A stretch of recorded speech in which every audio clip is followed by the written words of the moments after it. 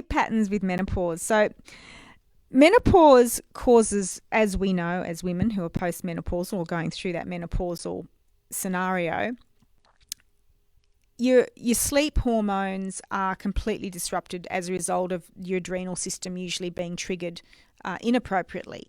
And that is because our hypothalamus, our thyroid, and our adrenal system, which works on an axis, is constantly getting fluctuations in hormones, which is creating these bizarre feedback loops through our own nervous system. Anxiety is actually a bit of a feature of this time because high levels of estrogen or low levels of progesterone or vice versa affect neurotransmitters.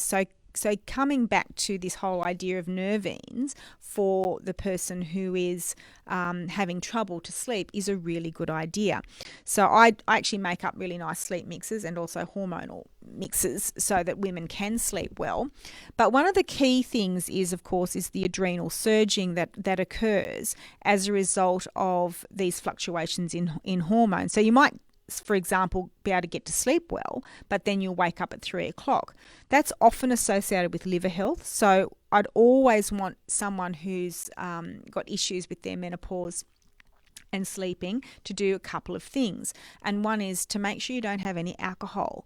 Alcohol will actually shut down your, it creates sleep hormones to begin with, so you feel really sleepy, and then it kickstarts the awake hormones really early in the morning. So partly alcohol is a problem for women in menopause because it just compounds an already existing hormonal feedback loop.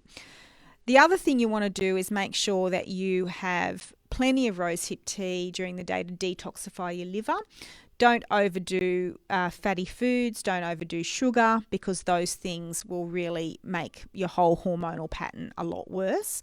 Magnesium is an important thing to be taking regularly. Good exercise, of course. Things like yoga, I think, are probably more appropriate. It's a really good idea if you're going to exercise in the morning and then do yoga at night time, because that will help to switch off those more awake hormones, because every time you do exercise, that pumps extra adrenal hormones into your system. So you want to be trying to calm those things down. So yoga at night, exercise in the morning. Don't drink coffee. Coffee is, again, overstimulates your adrenal system and, again, causes all these issues. And, of course, I don't know if you've ever experienced this, but I certainly did. Coffee used to give me hot flushes. Every time I have a cup of coffee, just bang. So I just gave up coffee, and it was the best thing I ever did. Occasionally, I love coffee. Occasionally, I'll have some. It doesn't affect me as badly as it did a couple of years ago, but certainly, it's something that I think was worthwhile giving up. The other thing you can do is drink chamomile tea at night time. I actually use 2 or 3 tea bags in a cup because I like it really strong. That will really help you to get a good night's sleep. Now, if none of that works for you, then you need specific formulations, and you need herbs like ziziphus and romania and, more like stronger type of nervines. Valerian is something you can take. I know you can get over-the-counter preparations of valerian. I don't like high doses of valerian. It can give you headaches.